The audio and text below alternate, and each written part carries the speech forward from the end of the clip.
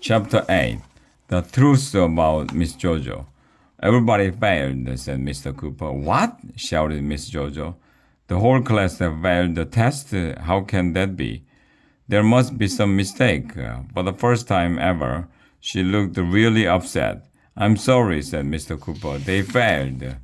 To tell you the truth, I didn't care that we all failed the FART. None of us cared. We were all so relaxed, nothing seemed to matter.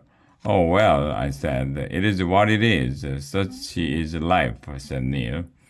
You can't win them all, said Ryan. So it goes, said Michael. Life is too short to worry about silly tests anyway, said Mr. Clutch. There's no use crying over spilled milk, said Andrea. Huh?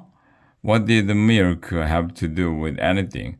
The only person who seemed to care that we failed the FART was Dr. Covers. He had a big grin on his face and he was rubbing his hands together. That's it, he shouted. Finally, I have a reason to shut down elementary school. All the teachers are fired, Klutz. You are fired. At last, my dreams have come true. Boo-ha-ha-ha, asterisk. Be sure to rub your hands together and say boo-ha-ha in your best evil mad scientist voice. There was a total silence. You could have heard a pin drop, but not a bowling pin. They make a lot of noise. Does this mean we don't have to go to school anymore? I asked. No, shouted Dr. Covers. It means you little monsters will have to go to some other school. You will probably be in third grade for the rest of your lives. Boo-ha-ha-ha. What? Bummer in the summer. I thought that if our school closed down, we wouldn't have to go to school anymore. This was the worst thing to happen since the TV turned off for a week. I wanted to run away to Antarctica and go live with the penguins. Penguins don't have to take the FART.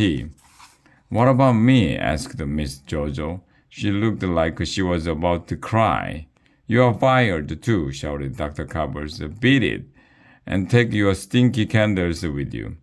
That's when Miss Jojo went nuts. No, she shrieked. How could the kids have failed? I worked so hard to get them relaxed. Maybe they were too relaxed, said Mr. Klaus. What am I going to do now? Shouted Miss Jojo. I need this job. It's not fair. You told me to lower the kids' stress level, and that's exactly what I did. I can't take it. Miss Jojo was crying and shouting, I can't take it, over and over again. Then she got down on the ground and started kicking her feet and beating her fists against the floor. You need to calm down, Miss Jojo, said Mr. Clutch. We all gathered around her on the floor. Take a deep breath, Miss Jojo, I told her. Unwind and go with the flow.